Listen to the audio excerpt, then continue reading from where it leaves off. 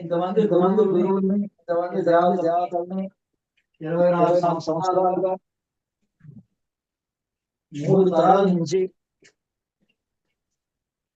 నేను గాని, మా పెద్దమ్మ గాని, వాళ్ళ తండ్రులు గాని, వీళ్ళందరినీ కూడా ఆరాధించినటువంటి వాళ్ళే. అందుకని ఇంతమంది గురువుల యొక్క సందేశం మరి ప్రస్తుతం మామూలుగా కనెక్టెడ్ అయి ఉన్నటువంటి 4-5 గురువుల యొక్క వాణి నా ద్వారా వినిపించడం జరుగుతుంది. అందుకని ఏ క్లాస్ ఆ క్లాసు మనం అనుకున్నట్టుగా సబ్జెక్ట్ గా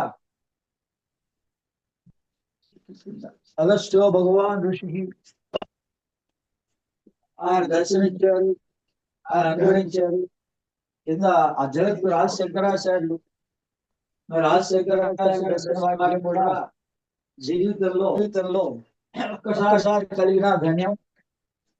ఆయన మా గురువు గారు ఉన్నప్పుడే దర్శనం కలిగి ఆయన ఆత్మజ్ఞానాన్ని ఆత్మపరమైన విషయాన్ని నాకు ప్రబోధించడం జరిగింది. అప్పుడు ఇనిషియల్ స్టేజ్ కాబట్టి 2001 ప్రాంతంలో మరి 22 సంవత్సరాల క్రితం ఈ అనుభవ జ్ఞానం లేదు కదా. అయినా ఆయన బ్లెస్సింగ్స్, ఆయన దర్శనం ఇచ్చింది ఇప్పటికి కూడా గుర్తుంది. మార్గదర్శనం చేస్తున్నాడు సౌందర్య లహరిలోని రహస్యాల్ని. కేవలం ఈశ్వరుడు ఒక్కడే అమ్మవారిని శక్తివంతుడు. ఇంకా ఎవరు కూడా సృష్టిలో అమ్మవారిని వర్ణించలేరు. అటువంటి అద్భుతమైన సౌందర్య లహరి. అందుకని అందరికీ అవకాశం కల్పిస్తూ ఈ రోజు నుంచి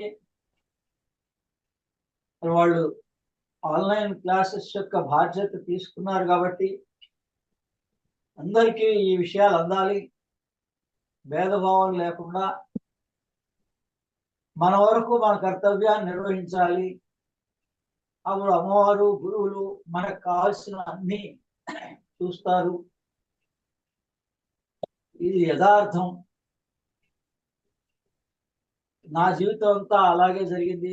మా పెద్దమ్మ గారి జీవితం అంతా కూడా అలాగే జరిగింది. మరి ఆమె తపస్సు చేసిన చోటు నిస్వార్థంగా ఏ కోరిక లేకుండా తనకున్న ధనాన్ని పరులకు పంచుతూ నిరంతరం భక్తి మార్గంలో అనేక దేవతా ఉపాసనలు ఆచరించి కామేశ్వరి రూపమైనటువంటి ఉపాసన కూడా చేసి ఆ వాక్కు ద్వారా ఆ కామేశ్వరి పలికింది కూడా నేను విన్నాను. అందుకని సాధ్యమైనంత వరకు ఈ స్థానంలో మనం క్లాస్ కండక్ట్ చేస్తే చాలా అద్భుతంగా వస్తుంది. అందుకే స్థలం ప్రధానం. ఎప్పుడైనా దీక్ష తీసుకోవాలన్నా కూడా ఆ స్థలం యొక్క ప్రభావం ఉంటుంది, కాలం యొక్క ప్రభావం ఉంటుంది.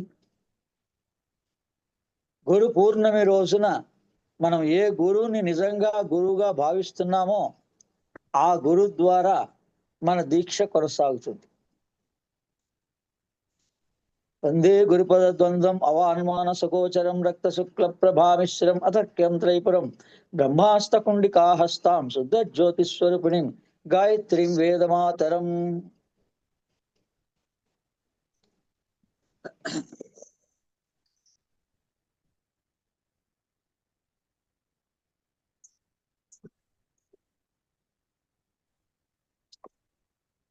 పూర్ణిమ సందర్భంగా పూర్ణిమ యొక్క ఎఫెక్ట్ ముందు రోజు ఉంటుంది, తర్వాత రోజు కూడా ఉంటుంది. పౌర్ణమి ధ్యానం చాలా విశిష్టమైనది. ప్రతి పౌర్ణమి పండగలాగా జరుపుకోవాలని గురువుల యొక్క ఆకాంక్ష. గురువులందరూ దేహం వదిలేసిన తర్వాత వాళ్ళకి భేదభావం ఉండదు. మనం ఇంకా మా గురువు అని అనుకుంటూ ఉంటాం. కానీ పైకి వెళ్ళిన తర్వాత సూక్ష్మదేహం, మనందరం కూడా సూక్ష్మదేహం నుంచే స్థూల దేహానికి వచ్చాం. ఈ స్థూల దేహాన్ని వదిలిన తర్వాత మళ్ళీ సూక్ష్మదేహంగా ఉంటాం. ఈ భూమి ఉన్నంత వరకు కూడా ఈ జీవులన్నీ ఉంటూనే ఉంటాయి. ఈ లోకం కాకపోతే ఆ లోకంలో ఉంటాయి, ఇది లేకపోతే మహర్లోకంలో ఉంటాయి. అందుకే గాయత్రి మంత్రం వ్యాహృతులతో కూడిన దాన్ని సావిత్రి మంత్రం అంటారు. మన సాధనలన్నీ చేద్దాం, తొందర ఏం లేదు. ఒక క్రమ పద్ధతిలో రోజు కూడా సాధన చేయిస్తాం. కానీ ముందు సబ్జెక్టే పూర్తిగా అవగాహన కాలేదు. చాలా మంది కొత్త వాళ్ళు ఉంటారు. ఒకవేళ పాత వాళ్ళు ఉన్నా కూడా ఆ మనస్సు ఇంకా ఆ సబ్జెక్ట్ని సరిగ్గా అవగాహన చేసుకోలేని స్థితిలో ఉంటుంది. మానసిక స్థితిలో మార్పు రావాలి. దాన్నే అదృష్టం అంటారు, పూర్వజన్మ సుకృతం అంటారు. ఇప్పుడు నిన్నటి వరకు విడిగా 2 గ్రూప్గా ఉంది. వాళ్ళు సూచన చేశారు ఇలా ఉండాలి అని. వెంటనే తక్షణమే మన మానసిక స్థితిలో మార్పు తెచ్చుకొని సరే అన్నాం. ఆ రకంగా మీరు ఏ ఆధ్యాత్మిక విషయం గురించి కానీ, గురువు చెప్పిన సాధన గురించి కానీ, గురు సూచించిన పుస్తకం గురించి కానీ, సర్వధర్మాన్ పరిత్యజ మమేకం శరణం వజ అంటే మీరు నిన్నటి దాకా ఏ ఇన్స్టిట్యూషన్స్ ఫాలో అవుతున్నారో, ఏ ధర్మాలు ఫాలో అవుతున్నారో, అంటే మనం ఒక్కొక్క పద్ధతులు ఒక్కొక్క గురువుల ద్వారా నేర్చుకొని చాలా కాలం నుంచి చేస్తూ వస్తూ ఉంటాం. కానీ అన్ని మార్గాలు మంచివే. కానీ ఇప్పుడు ఒక కాలినడక మార్గం నుంచి బస్సు కొత్తగా వచ్చినప్పుడు అది ఎక్కితే ఏమవుతుందో, దానివల్ల ఏం ప్రమాదం అవుతుందో అనే సందేహాలు ఉంటాయి. అలాగే బస్సు నుంచి ట్రైన్ దగ్గరికి వచ్చినప్పుడు కూడా మరి ఆ ట్రైను, ఆ శబ్దము, ఆ ప్రయాణము చూస్తే మొట్టమొదట భయం వేస్తుంది. అంటే మనం ప్రయాణం చేయగలుగుతామో లేదో అనుకుంటాం. అలాగే ఏరోప్లేన్లో ఎక్కినప్పుడు మొట్టమొదటిసారి ఎక్కేటప్పుడు మరి అక్కడ ఆ ఫ్లైట్ స్టార్ట్ అయ్యేటప్పుడు ఉన్నటువంటి శబ్దాన్ని చూస్తే మరి కొంతమంది భయపడుతూ ఉంటారు. కానీ మనం ఈ మొదటి మెట్టును వదిలితే కానీ పై మెట్టుకు ఎక్కలేం. అందుకని బహిర్యాగాన్ని ఎవరైతే చాలా నిమిత్త మాత్రంగా 5 నిమిషాలకి కుదించుకోగలుగుతారో తక్షణమే వాళ్ళు యోగ మార్గంలో వెళ్ళిపోతారు. ఇన్ని నెలలు, ఇన్ని సంవత్సరాలు అవసరమే లేదు. ఆ ఒక్క మాటని అర్థం చేసుకోవడానికి అర్జునుడికే 18 అధ్యాయాలు బోధించాల్సి వచ్చింది. సాక్షాత్ విశ్వరూప సందర్శనం చేయగానే నేను శరణాగతి పొందుతాను అని అనాలి. కానీ అనలేదు అర్జునుడు. ఎప్పుడు అన్నాడు? చిట్ట అధ్యాయంలో అన్నాడు, నేను నీకు శరణాగతి పొందుతాను, ఇక నుంచి నువ్వేం చెప్తే అది చేస్తాను అనే మాట 18 అధ్యాయాల తర్వాత వచ్చింది. అంటే 18 మెట్లు ఎక్కిన తర్వాత కానీ ఈ జీవుడు మొట్టమొదట మనస్సే అంగీకరించదు. ఒకవేళ మనస్సు అంగీకరించినా జీవుడు మళ్ళీ సరెండర్ అవడు పరమాత్మకి. అందుకని ఇది లోపల విషయమే. ఈ ఇన్ని లోకాలు లోపలే ఉన్నాయి. అందుకని గాయత్రి సావిత్రి మంత్రం ఏంటంటే ఓం భూర్భువ స్వ మహజ్జన తపస్సత్యం తస్సవితుర్వరేణ్యం భర్గో దేవస్య ధీమహి ధియో యో న ప్రచోదయాత్. ఓం భూర్భువ స్వ మహజ్జన తపస్సత్యం తస్సవితుర్వరేణ్యం భర్గో దేవస్య ధీమహి ధియో యో న ప్రచోదయాత్. ఓం భూర్భువ స్వ మహజ్జన తపస్సత్యం తస్సవితుర్వరేణ్యం భర్గో దేవస్య ధీమహి ధియో యో న ప్రచోదయాత్. ఓం భూర్భువ స్వ మహజ్జన తపస్సత్యం తస్సవితుర్వరేణ్యం భర్గో దేవస్య ధీమహి ధియో యో న ప్రచోదయాత్. ఓం భూర్భువ స్వ మహజ్జన తపస్సత్యం తస్సవితుర్వరేణ్యం భర్గో దేవస్య ధీమహి ధియో యో న ప్రచోదయాత్. ఓం భూర్భువ స్వ మహజ్జన తపస్సత్యం తస్సవితుర్వరేణ్యం భర్గో దేవస్య ధీమహి ధియో యో న ప్రచోదయాత్. ఓం భూర్భువస్వ మహాజన తపసత్యం తస్సవితుర్వరేణ్యం భర్గో దేవస్య ధీమహి ధియో యో న ప్రచోదయాత్. ఓం భూర్భువస్వ మహాజన తపసత్యం తస్సవితుర్వరేణ్యం భర్గో దేవస్య ధీమహి ధియో యో న ప్రచోదయాత్. అంటే ఈ సావిత్రి మంత్రం అద్భుతమైన గాయత్రి, సావిత్రి, కుండలిని ఈ మూడు ఒకటే. అందుకని మనలో కుండలిని జాగృతం అవ్వాలంటే గురుముఖత ఈ మంత్రాన్ని జలంలో దీక్షగా తీసుకోవాలి. ఎందుకు జలంలోనే దీక్షగా ఇస్తారు? ఒక నదీ తీరంలో కానీ, సముద్ర తీరంలో కానీ, ఆఖరికి సరస్సుల్లో ఇచ్చేవాళ్ళు గురువులు. అంటే మా పెద్దమ్మ గారు సోయానా వాళ్ళ రిలేటివ్ పర్సన్ ద్వారానే గురుముఖత జలంలో, కొలనులో ఈ మంత్రాన్ని ఉపదేశం తీసుకుంటారు. యావత్ జీవితకాలం ఆచరిస్తారు. ఎందుకు అంటే యోగ రహస్యం ప్రాణాపాన సమాయుక్తం అని భగవద్గీతలో ఉంది. మనలో ఉన్న లోయర్ లెవెల్లో అపానం అంటారు, హృదయంలో ఉన్నది ప్రాణం అంటారు. మన సాధన ద్వారా ఈ ప్రాణ అపానాల్ని కలపాలి. ఇది ఆటోమేటిక్గా ఎప్పుడు కలుస్తుందండి అంటే మనం ఎప్పుడైతే జలంలో మొల్లోతు నీళ్ళకి పైన నాభిస్థానం దాటి మనం నీళ్లలో నిలబడగలుగుతామో, ఆ నీళ్లలో నిలబడినప్పుడు ఆ అపాన ప్రాణం ఆ పాయింట్ దాకా వస్తుంది. ఆల్రెడీ హృదయంలో ప్రాణం ఉంటుంది. అప్పుడు ఆటోమేటిక్గానే న్యాచురల్గానే ప్రాణ అపానాల సంఘటన జరుగుతుంది. అదే అదృష్టం. ఎవరు గురుముఖత జలంలో ఈ మంత్రోపదేశాలని, ఏ మంత్రమైనా మంత్రోపదేశాన్ని స్వీకరిస్తారో వాళ్ళకి యోగ ప్రాప్తి కలుగుతుంది. వాళ్ళ మనస్సే అడ్డుపడుతోంది యోగం జరగడానికి. జీవుడు కోరుతున్నది యోగమే. అసలు ఈ జన్మ వచ్చింది జీవాత్మకి అన్నీ తెలుసు. జీవాత్మకి తల్లి గర్భంలో ఉన్నప్పుడు 7వ నెలలో ఆత్మగా జీవాత్మగా ప్రవేశించినప్పుడు భూత భవిష్యత్ వర్తమాన కాలాలన్నీ తెలుసు. ఆత్మ యొక్క చైతన్యం ద్వారా జీవుడు పైలోకాల్లో ఏ జీవుడైనా సూక్ష్మదేహంగా ఉంటాడు. చిట్ట చివరిలో అనుభవం జ్ఞానం పొందుతాడు. అప్పుడు పశ్చాత్తాపడతాడు గత జన్మలో. అయ్యో నేను ఈ జన్మంతా కూడా వ్యర్థంగా గడిపేశాను, ఎన్నిసార్లు చెప్పినా ఎవరు చెప్పినా వినలేదు, యోగం గొప్పది యోగం గొప్పది అని చెప్పినా, అందుకని మరు జన్మ అంటూ ఉంటే నాకు యోగమే కావాలి అని ప్రతి జీవుడు కోరతాడు.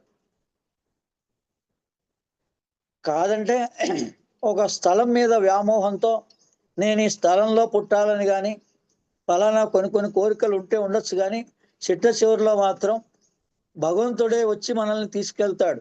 ఎవరు పుట్టించారో వాళ్ళే మనల్ని వచ్చి తీసుకెళ్తారు.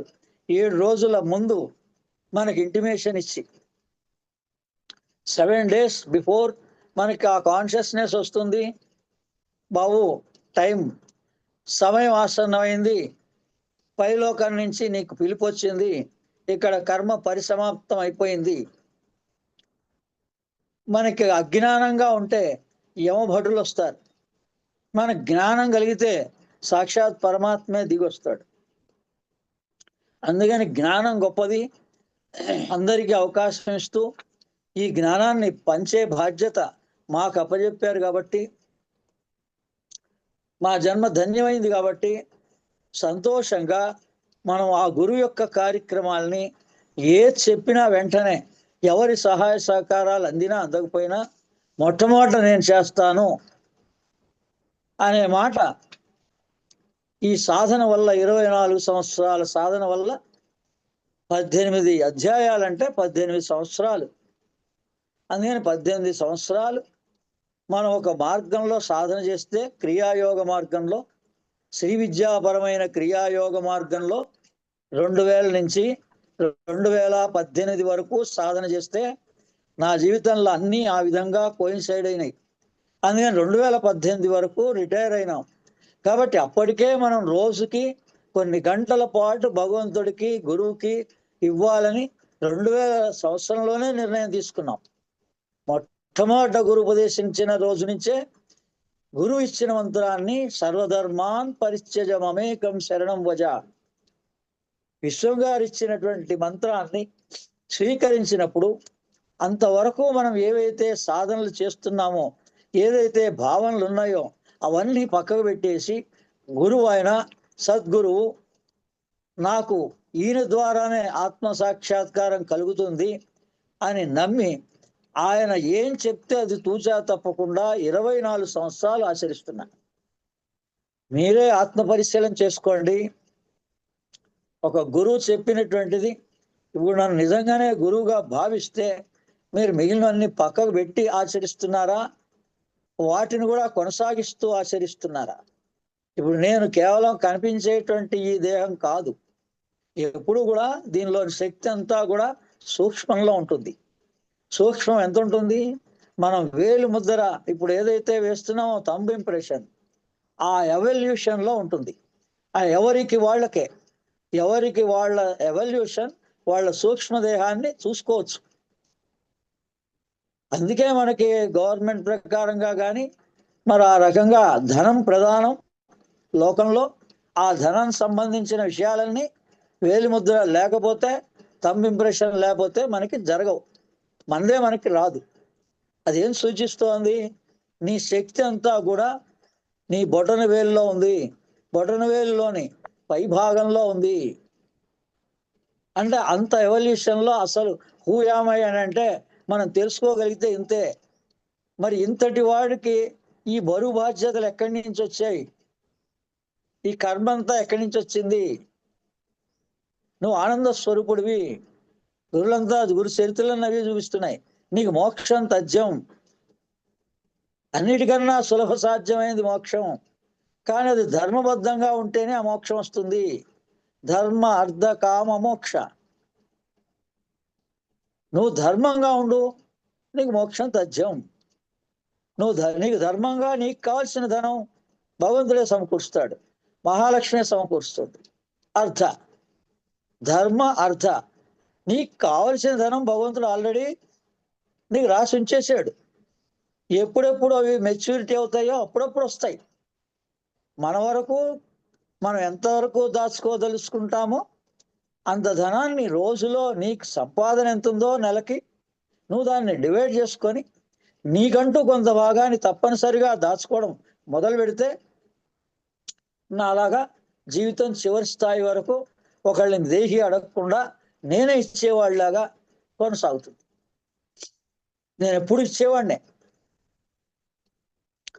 నిన్న పౌర్ణిమ, హనుమత్ జయంతి, మరి మంత్రోపదేశం మంత్ర దీక్షలు ఇస్తారని అనౌన్స్ చేశారు. మరి చాలా మంది అడుగుతూ ఉంటారు ఇప్పటికి కూడా, ఏమని మంత్ర దీక్ష ఇస్తారా అని. మరి పౌర్ణమి రోజున హనుమత్ జయంతి అద్భుతమైన రోజు, మంత్ర దీక్ష తీసుకోవచ్చు. ఆహ్వానించినటువంటి వాళ్ళు ఒక్కళ్ళు ఆ నియమాన్ని పాటించారు. ఎవరు నన్ను ఆహ్వానించారో నిన్న, ఆ దంపతులు, ఆ కుటుంబము ఒక గురువుకి ఎలా ఆహ్వానించాలో అది ఒక్కళ్ళే పాటించారు. మిగిలిన వాళ్ళంతా భక్తులు. మరి అటువంటి దాంట్లో మనమే వేరే వాళ్ళకి ఇవ్వగలిగే స్తోమతో మనమే పిల్లలకి కానీ వేరే వాళ్ళకి కానీ మనకు తోచిన ధనాన్ని వాళ్ళకి ఇచ్చి కార్యక్రమాన్ని దిగ్విజయంగా జరిపి రావడం జరిగింది. మనం ఎక్కడ ఆశించలేదే. మరి గురు ఉపదేశం చేస్తున్నాం, మరి దక్షిణ ఎంత వస్తుంది? మరి ఒక పూజ చేస్తుంటే ఒక పూజారి ఈ రోజున ఆశిస్తున్నాడు. ఒక ఇంటికి ఏదైనా కార్యక్రమాన్ని పిలిస్తే ఎంత ఇస్తారండి? గ్రహ జపాలు చేయాలంటే మీరు ఎంత ఇస్తారండి? దాని ప్రకారంగా జపాలు జరుగుతుంది. ఎప్పుడైతే ధనంతో ముడిపడిందో ఆ జ్ఞానానికి విలువ లేదు. అందుకోసమని ఈ సావిత్రి మంత్రం, ఇందులో పై లోకాల యొక్క రహస్యం ఉంది. భూర్భువ సువ మహాజన తప సత్యం. ఇదే అద్భుతమైన సావిత్రి ఉపదేశం. కానీ దీన్ని మీరు మళ్ళీ శ్రద్ధా విశ్వాసంతో గురువు దగ్గర జలంలో జీవిత కాలంలో తీసుకోవాలని సంకల్పం చేయండి. తప్పనిసరిగా ఎవరి ద్వారానైనా యోగ ప్రాప్తి కలుగుతుంది ఆటోమేటిక్గా. ఇంకా ఆ రోజు నుంచి మన అవసరాల కోసమని మొట్టమొదట అది పూజ కావచ్చు, జపం కావచ్చు, తపం కావచ్చు, ఏది ఆరంభం చేసినా మన అవసరం అనేది మొదట వస్తుంది మనస్సు. కానీ దాన్ని కొంచెం సేపు అది కాగితంలో రాసుకొని లోపల పెట్టేసుకోండి. ఇంక నువ్వు అడగద్దు అని చెప్పండి దాని గురించి. అప్పుడు మీ జీవుడు బయటకు వస్తాడు. ఆ జీవుడు అడుగుతాడు, నాకు యోగమే కావాలి అని. అందుకని అమ్మవారు అయితే యోగ మోక్షకరి. అందుకని ఆమె యోగాన్ని ఇస్తుంది, మోక్షాన్ని ఇస్తుంది. అసలు మోక్షం ఏంటి? ఉన్నది ఉన్నట్లు నిలిచిపోవడమే. అసలుగా మనం ఎవరు? జీవాత్మ. జీవాత్మగా ఉండడమే మోక్షం. అందులో ఉండకపోవడానికి అర్థం ఏముందని చెప్పండి. మనం పుట్టాము జీవాత్మగా, తల్లి గర్భంలో 7 నెలల నుంచే మనకు తెలుసు కాన్షియస్నెస్, నేను ఈ జీవుణ్ణి, హృదయ స్థానంలో ఉన్నాను, నేను పై లోకాలు చూడడానికి ఈ జన్మ ఎత్తాను, కింది లోకాలు భూమి మీద వచ్చిన తర్వాత అవసరం ఉంటాయి, ప్రస్తుతం అయితే కింది లోకాలతో నాకు అవసరం లేదు, ఈ జన్మ తీసుకోవడమే పై లోకాలు దర్శించడానికి వచ్చాను. పైవన్నీ హయ్యర్ లెవెల్స్, ఉన్నత లోకాలు. ఇది భూవ అయిపోయింది, భువహ అయిపోయింది, సువహ అయిపోయింది, మహజన తప సత్యం. మహర్లోకం అంటారు. అందుకనే ఈ గురువులందరూ మహర్లోకంలో వచ్చారని మహర్లోకంలో ఉన్నారు అంటారు. అంటే అర్థం ఏంటి? వాళ్ళకి ఏం అవసరం లేదండి, ఏ కష్టం లేదు. 40 రోజులు కేవలం నాకు యోగ ప్రాప్తే కావాలి అనుకొని చక్కగా స్వరయోగం చేసుకొని ఏ మంత్ర సాధన చేసుకున్నా కూడా, మహాలక్ష్మి మంత్ర సాధన చేసుకున్నా కూడా, కమలే కమలాలయే ప్రసీద ప్రసీద అంటే నా యొక్క హృదయ కమలం వికసించాలి అనేటువంటి దృష్టితోటి కానీ చేస్తే డైరెక్ట్ గానే హృదయ కమలం వికసించబడుతుంది. ఎందుకు? ఆమె లక్ష్మీదేవి ఎక్కడుంది? హృదయంలోనే ఉంది. లక్ష్మీనారాయణ స్థలం ఏది? హృదయ స్థానమే. ఆదిత్య హృదయం ఎక్కడున్నాడు? ఆదిత్యుడు మన దేహంలో. ఇది ఎవరు చెప్పారు? భగవాన్ ఋషి అగస్త్యుల వారు ఈ లోకానికి ఇచ్చినటువంటి అద్భుతమైనది యోగ ప్రాప్తే ఆదిత్య హృదయం. మరి అది ఎప్పుడు ఇచ్చాడైనా? ఈ యుగం కాకుండా, పోయిన యుగం కాకుండా అంత ముందే ఇచ్చాడు, త్రేతాయుగంలోనే రాముల వారికి. దాంట్లో ఏముంది? లోపల ముమ్మారు అని ఉంది, 3 సార్లు ప్రదక్షిణ చేయి అని ఉంది. లోపల, బయట కాదు. లోపల 3 సార్లు ప్రదక్షిణ ఎలా చేస్తారు? దాన్నే ఓంకారంతో చేస్తారు. మన అసలు స్వరూపం ఏది? సోహం. మన నిజ స్వరూపం ఈ సూక్ష్మదేహాన్ని గుర్తించగలిగేటువంటిది కేవలం సోహం ద్వారానే. మనం సోహమైతే, జీవుడు సోహమైతే ఆత్మవరు, ఆత్మ ఓంకారం. ఈ సాహా కూడా 2 పోతే సోహం, సోహం, సోహం.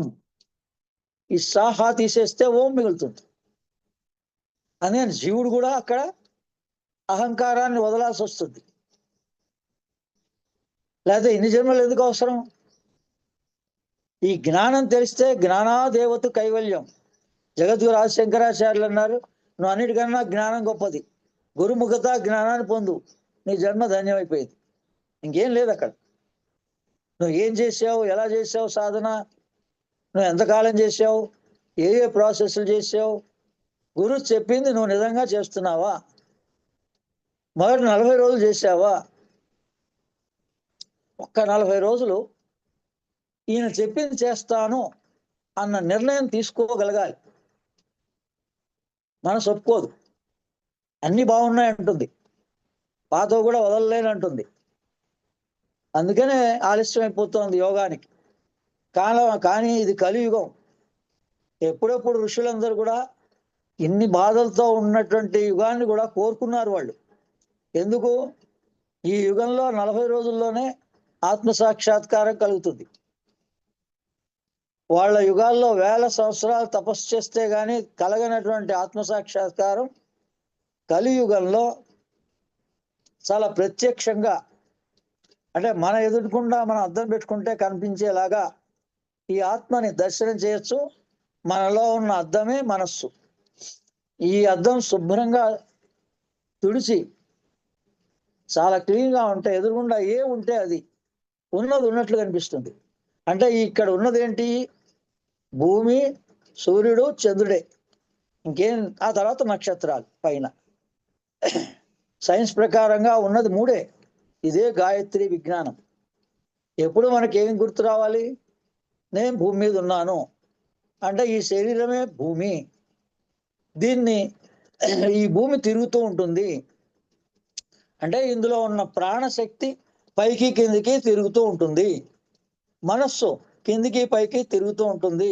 అంటే భూమి చుట్టూ చంద్రుడు తిరుగుతున్నాడు అంటే అర్థం ఏంటి? మనస్సు భూమి చుట్టూ తిరుగుతుంటుంది, పైకి కిందికి తిరుగుతూ ఉంటుంది.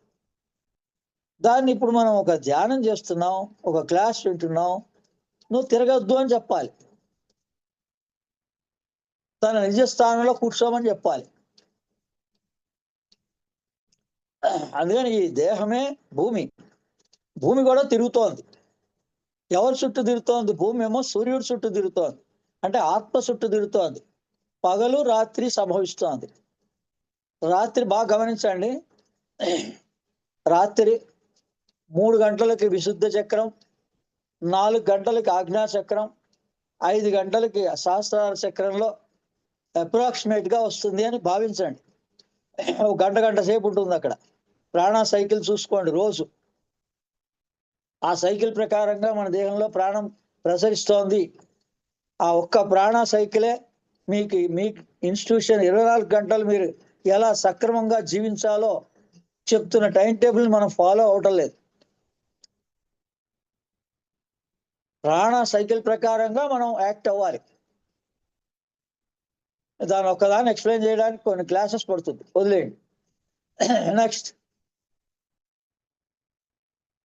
ఈ సూర్యుడేంటి, భూమి ఏంటి, చంద్రుడేంటి, మొత్తం టెక్నాలజీ అంతా, గాయత్రి విజ్ఞానం అంతా ఈ మూడిట్లోనే ఉంది. ఎవరైతే ఈ దృష్టి పెట్టగలుగుతారో వాళ్ళకి 40 రోజుల్లోనే యోగ ప్రాప్తి కలుగుతుంది. గత జన్మల అనుభవం కూడా కలుగుతాయి. అంటే గురు ద్వారా జలంలో దీక్ష తీసుకొని సర్వధర్మాన్ పరిత్యజ మామేకం శరణం వజ. ఏమండి గురువు గారు, నిన్నటి దాకా నేను వేరే ఈ గురువుల దగ్గర ద్వారా ఈ ప్రాసెస్ చేస్తున్నాను, దీన్ని నేను 5 నిమిషాలతో ముగించుకొని, ఎంతమంది గురువులు ఉంటే అంతమంది చెప్పింది 5 నిమిషాలతో ముగించుకొని, మీరు చెప్పినటువంటి దాన్ని ఈ రోజు నుంచి తక్షణం ఉదయం 1 గంట, సాయంత్రం 1 గంట నేను ఆచరిస్తాను అని వాళ్ళకు వాళ్ళు దీక్ష తీసుకోవాలి. గురువు వాడు దీక్ష, కానీ దానికి ఏది జలం ప్రధానం. అందుకని అటువంటి జలం దగ్గర కుర్తాళంలో ఆ జలంలో గనక నేను తీసుకెళ్ళి నాతో పాటు ఇద్దరికి దీక్ష ఇచ్చా. మా యోగి మోహన్ నెహ్రూ గారి ఆరాధ్య దేవత, మంత్ర దేవత క్రౌం గౌం ఐం సౌం హౌం ఔం హ్రీం శ్రీం క్లీం నవాక్షర మంత్రం. ప్రతి యుగానికి ఒక్కొక్క బీజాక్షరం ఉంటుందిట. 9 యుగాలకి 9 బీజాక్షరాలు ఉన్నాయిట.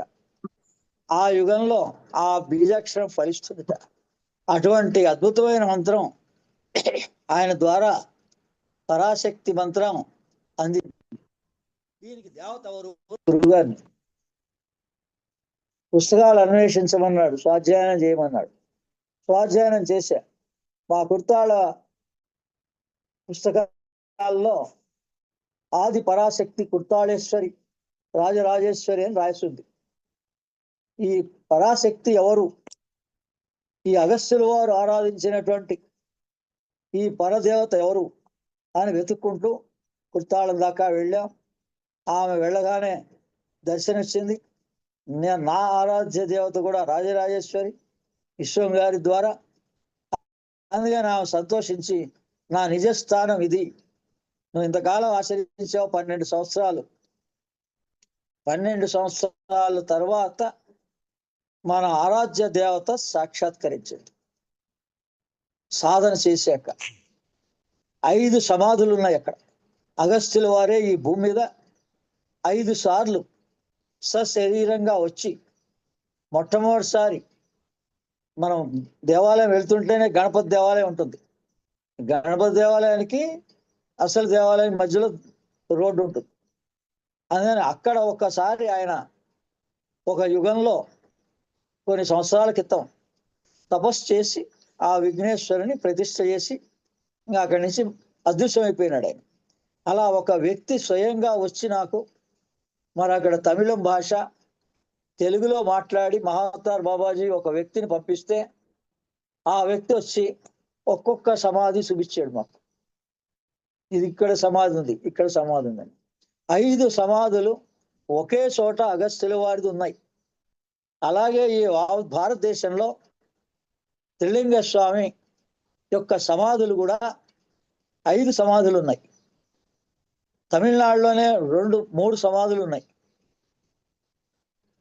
మదురై దగ్గర ఆ దగ్గరలో ఉన్న వట్లగుండు అనే గ్రామంలో ఆయన సమాధి ఉంది. అక్కడ పేరు వేరే ఉంటుంది ఆయనకి, త్రిలింగ స్వామి పేరు. స్వయాన అమ్మవారి యొక్క మధుర మీనాక్షి దేవాలయంలో త్రిలింగ స్వామి సమాధి ఉంది, చూపించారు నాకు.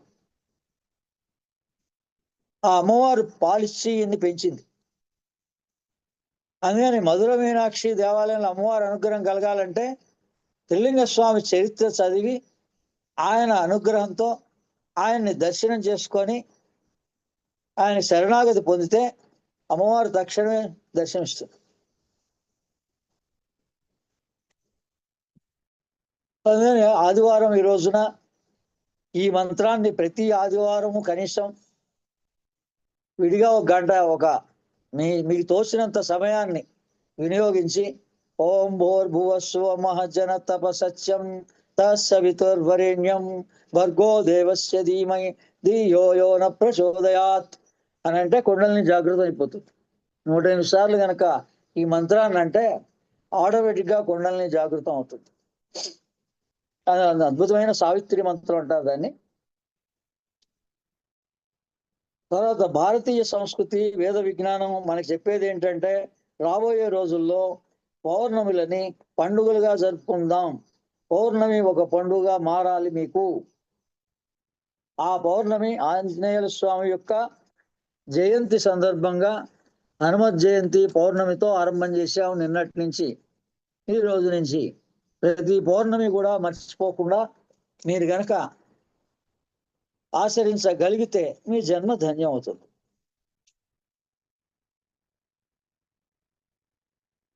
ఆ తర్వాత సహస్ర శీర్ష పురుష సహస్రాక్షత్ సహస్రపాత్ అని స్తుతించబడినటువంటి అంతర్యామి ప్రజ్ఞ ఇది.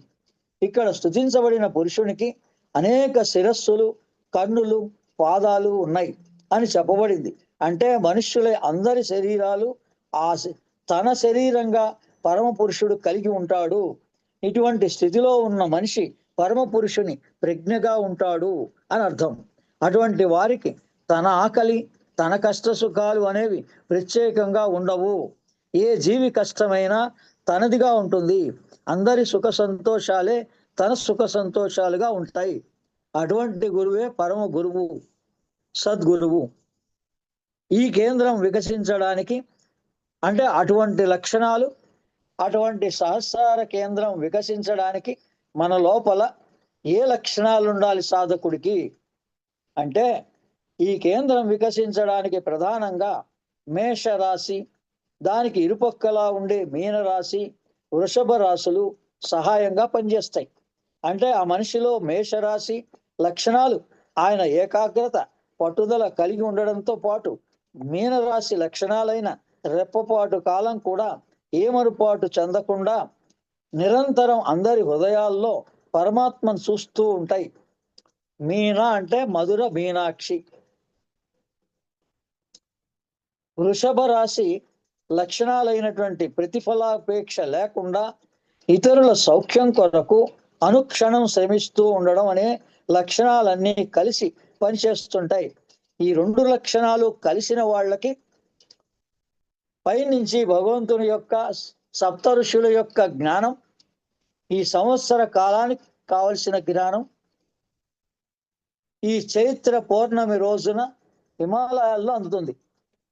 శంబల మాతార్ బాబాజీ యొక్క అనుగ్రహంతో ఆయన కోర్ సర్కిల్ ఉంటారు 12 మంది 20 మంది, వాళ్ళకి ఈ పౌర్ణమి రోజున ఈ అద్భుతమైన ప్రణాళిక, ఈ రెండు లక్షణాలు కలిగిన వాళ్ళే పరమ సిద్ధి పొందిన వాళ్ళు. ఈ పైన చెప్పారు కదా ఏమని, అలా చేసుకోవాలా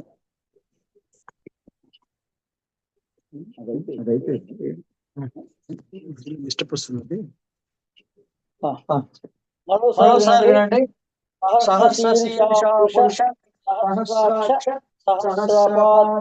అని స్తుతించబడినటువంటి అంతర్యామి ప్రజ్ఞే ఇది. ఇక్కడ సృజించబడినటువంటి పురుషునికి అనేక శిరస్సులు, కన్నులు, పాదాలు ఉన్నాయని చెప్పబడింది. అంటే మనుష్యుల యొక్క అందరి శరీరాలు తన శరీరాలుగా, తన శరీరంగా పరమ పురుషుడు కలిగి ఉంటాడు. అంటే గురువు ఆత్మస్వరూపుడు, తన ఆత్మని గ్రహించినవాడు కాబట్టి అందరిలోనూ కూడా ఆత్మనే చూస్తాడు, శరీరంగా చూడడు. ఈ లక్షణం ఎవరికి ఉంటుందో వాళ్ళు పరమ గురువులు. అటువంటి స్థితిలో ఉన్న మనిషి పరమ పురుషుని ప్రజ్ఞగా ఉంటాడు అని అర్థం. అటువంటి వారికి తన ఆకలి, తన కష్ట సుఖాలు అనేవి ప్రత్యేకంగా ఉండవు. ఏ జీవి కష్టమైనా తనదిగా ఉంటుంది. అందరి సుఖ సంతోషాలే తన సుఖ సంతోషాలుగా ఉంటాయి. అంత లక్షణం ఎవరి వల్ల వస్తుంది? సృష్టిలో ఏ ప్రకారంగా మనం ఆచరిస్తే వస్తుంది అంటే, ఈ కేంద్రం సహస్రార కేంద్రం మనకు వికసించాలంటే ప్రధానంగా మేషరాశి, దానికి ఇరుపక్కల మీన, వృషభ రాశులు సహాయంగా పనిచేస్తాయి. అందుకని జ్యోతిష్య శాస్త్రంలో ఆ రకంగా చూపించారు. మేషరాశి అంటే చైత్ర పౌర్ణమి. అంటే మనిషిలో మేషరాశి లక్షణాలైన ఏకాగ్రత, పట్టుదల కలిగి ఉండడంతో పాటు మీనరాశి లక్షణాలైనటువంటి రెప్పపాటు కాలం కూడా ఏమరుపాటు చెందకుండా నిరంతరం అందరి హృదయాల్లో కూడా పరమాత్మని చూస్తూ ఉండడం, వృషభ రాశి లక్షణాలైన ప్రతిఫలాపేక్ష లేకుండా ఇతరుల సౌఖ్యం కొరకు అనుక్షణం శ్రమిస్తూ ఉండడం అనే ఈ రెండు లక్షణాలు కలిసి పనిచేస్తూ ఉంటాయి. ఈ కలిసి పనిచేసినటువంటి వాళ్ళు ఒక 12 మంది 27 మందిని యావత్ చరిత్రలో సిద్ధ పురుషుల్లో సెలెక్ట్ చేసి మహావతార్ బాబాజీ కోర్ సర్కిల్ అంటారు. మా గురువు గారు ఆ విషయాలన్నీ పుస్తక రూపేణ రాశారు. వీళ్ళంతా కూడా శంబల పరిధిలో ఉంటారు. హిమాలయాల్లో రహస్య శంబల సూక్ష్మ మండలంలో ఉంటారు. వాళ్ళకి ఈ ప్రణాళిక, ఈ సంవత్సర కాల ప్రణాళిక, నూతన సంవత్సర ప్రణాళిక వాళ్ళకు అందుతుంది పౌర్ణమి రోజున. ఆ అందినటువంటి దాన్ని ప్రస్తుతం హిమాలయాల్లో తపస్సు చేస్తున్నటువంటి జ్వాలాకుల్ మహర్షి లాంటి వాళ్ళకి వచ్చే నెలలో జరిగేటువంటి బుద్ధ పూర్ణిమ సందర్భంగా వాళ్ళకు అందుతుంది. హైయెస్ట్ హిమాలయన్ మాస్టర్స్ ఈ మొదట శంబలా మాస్టర్స్ అందుతుంది. సెకండ్ స్టేజ్లో హిమాలయన్ మాస్టర్స్ అందుతుంది. థర్డ్ స్టేజ్లో ఈ భూమి మీద ఉండేటువంటి సద్గురువులకు అందుతుంది. అందరికి కాదు. ఎవరికైతే ఈ రెండు లక్షణాలు ఉంటాయో, వేరే వాళ్ళ ఆకలే వీళ్ళ ఆకలి, వేరే వాళ్ళ సుఖ సంతోషాలే వీళ్ళ సంతోషాలుగా కలిగి జీవిస్తున్నటువంటి వాళ్ళు, వాళ్ళ ఆత్మని సదా దర్శిస్తున్నటువంటి వాళ్ళు, వాళ్ళ ఆత్మలో రమిస్తున్నటువంటి వాళ్ళు, కళ్ళు మూసుకుంటే ఆత్మ కనపడాలి తక్షణమే. అంతటి సాధన, అంతటి ఉపాసన చేసిన వాళ్ళు. చెప్పే కదా, మీరు ఎప్పుడో ఎక్కడికి వెళ్ళినా, ఏ పనికి అవసరమైనా థంబ్ ఇంప్రెషన్ ఎంత అలవాటైపోయిందో, మనం ఎవరు అనగానే ఆ హృదయంలో ఈ మాత్రం ఎవల్యూషన్ ఆజ్ఞాచక్రంలో ఇక్కడ ఉంటుంది. దీని దర్శనం ఆజ్ఞాచక్రంలో అవుతుంది. హృదయంలో నేనెవరిని అనే బటన్ వేలుతో నేనెవరిని అని ప్రెస్ చేసుకుంటే దీని ప్రింట్ ఎక్కడికి వస్తుంది? స్క్రీన్ అంతా మన దేహానికి ఆజ్ఞాచక్రమే. మీరు మూలాధారంలో ఉన్నా కూడా ఇప్పుడు లోకంలో మాయ ఏంటంటే ఆధ్యాత్మిక మాయ ఏంటో చెప్తా. ఈ దేహంలో మీకు ఏం కనపడాలన్నా మనస్సు యొక్క నిజస్థానం ఆజ్ఞాచక్ర స్థానం. ఎప్పుడు? మనం పుట్టక ముందు తల్లి గర్భంలో ఉన్నప్పుడు మనస్సుగా పరివర్తన చెందిన తర్వాత ఆ మనస్సు నిజస్థానంలో ఉంటుంది, రమిస్తూ ఉంటుంది, కుండల్ని జాగృతంలో ఉంటుంది, సుషుమ్నా మార్గంలో ఉంటుంది. పాదరసం మనం టెంపరేచర్ చూసుకోవడానికి ఎలా అయితే ఈ థర్మామీటర్ని గోడ మీద ఉన్నటువంటి దాన్ని ఎలా చూస్తామో, దాంట్లో ఇన్స్టెంట్గా కింద నుంచి పైకి పాదరసం ఎలా ప్రసరిస్తుందో అంతసేపట్లో మన కుండల్ని పై వరకు వెళ్తుంటుంది, వస్తుంటుంది, వెళ్తుంది, వస్తుంది. అందుకని అంటే శ్వాసక్రియ కుండల్ని ద్వారానే జాగృతమై పైకి కిందికి మూలాధార సహస్రాల పర్యంతం మనం తల్లి గర్భంలో ఉన్నప్పుడు అందరం యోగులమే. మొట్టమొదటి ప్రాధాన్యత దేనికి ఇచ్చాం? మొదట సృష్టి క్రమం ఆరంభమైనప్పుడే, మన దేహం ఆరంభమైనప్పుడే బ్రెయిన్ మొట్టమొదట స్టార్ట్ అయింది. బ్రెయిన్ తర్వాత కళ్ళు స్టార్ట్ అయింది. కళ్ళ తర్వాత సుషుమ్నా నాడి స్టార్ట్ అయింది. అదే నేత్రంగా కనిపించింది. మనం ఆజ్ఞాచక్రం దగ్గర మనస్సు ఏర్పడింది. అందుకని ఈ మూలాధారం నుంచి కుండలిని జాగృత అవ్వగానే కూడా మీకు దృశ్యాలు కనపడచ్చు. నాకు ఆ అనుభవం అయిందండి, ఈ అనుభవం అయిందండి అని చెప్తున్నారు. నిన్న కూడా చెప్పారు. నేను అది అజ్ఞానంలో మీ మూలాధారంలో ఉన్నప్పుడు రెడ్ కలర్ ప్రొజెక్షన్ వస్తుంది. ఆ రెడ్ కలర్గా మీకు కనుక ఇక్కడ దర్శనాలు కలిగితే మీరు మూలాధారంలో ఉన్నట్లే. ఆరెంజ్ కలర్ ప్రొజెక్షన్స్ కలిగితే స్వాధిష్టానంలో ఉన్నట్లు. అలా ఈ కలర్ ప్రొజెక్షన్స్ వల్ల మనం ఎక్కడున్నాం అనేది మనం తెలుసుకోవాలి. అంతేగాని ఏది కలిగినా మా కుండలిని జాగృతం అయిపోయింది, నాకు ఆత్మ సాక్షాత్కారం కలిగింది అనే భ్రమ గొలుపుతుంది మనని. 7 మెట్లు ఎక్కంది, 4 మెట్లు ఎక్కంది ఆత్మ సాక్షాత్కారం కలగదు. ఇక్కడ వరకు గనక ఎన్నిసార్లు కలిగినా మళ్ళీ కిందికే పడిపోతుంది కుండలిని. కుండలిని స్థిరంగా ఎప్పుడు ఉంటుంది? హృదయం దాకా వచ్చిన తర్వాత స్థిరంగా ఉంటుంది. అప్పుడు మీరు ఎంతసేపు కావాలంటే అంతసేపు అది చూపిస్తోంది. అంటే మీ నిజస్వరూపాన్ని, సూక్ష్మదేహాన్ని బొటన వేలంతటి ఎవల్యూషన్లో ఆజ్ఞాచక్రంలో దర్శన భాగ్యం కలుగుతుంది. నా కుండలిని జాగృతం అంటే ఆత్మ సాక్షాత్కారం కలిగితే 3 రోజులు ఉంది. 2000 సంవత్సరంలో జనవరి 12వ తారీఖున ఉదయం ఇదే స్థానంలో గాయత్రీదేవి సాక్షాత్కరించి మా పెద్దమ్మగారి రూపంలో సంధ్యా సమయంలో సంధ్యావందనం చేస్తున్నప్పుడు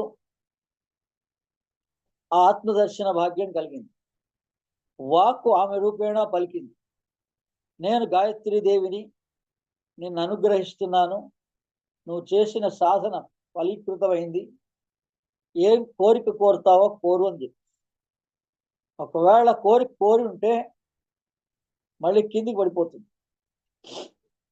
నేను అప్పటికే పరమహంస యోగానంద పుస్తకాన్ని 10 సార్లు చదివాం కాబట్టి, క్రియాయోగం బాబాజీ అనుగ్రహంతో ఆచరిస్తున్నాం కాబట్టి,